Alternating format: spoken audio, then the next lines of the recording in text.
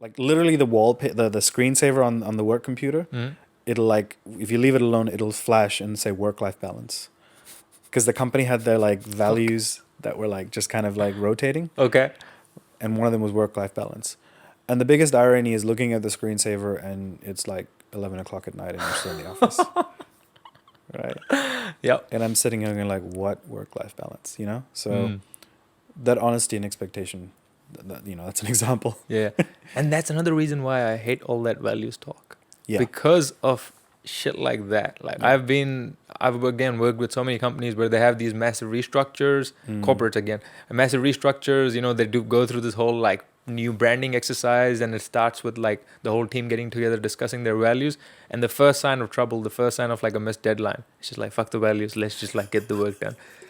It is so frustrating. Like, you know, you're paying like hundreds of thousands of dollars to like these consultancies and shit like that, you bring them in only to just, it's basically like a parade.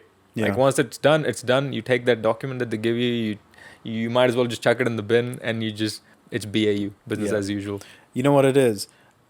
When you got yourself a life coach and you put the values on paper, but then you moved to phase 2, which is experimenting. It's like they did that first step, but they didn't do the second step. And they weren't honest with themselves, and they didn't go, right, are these values actually sticking to our operations? Yeah, exactly. Right. They didn't do the second step. Yeah. Are these things that just sound great to like the board of investors or advisors or whatever our board is, and to the shareholders? Or are these things that we actually give a shit about and we can deliver on? Yeah. That, I think, is the thing.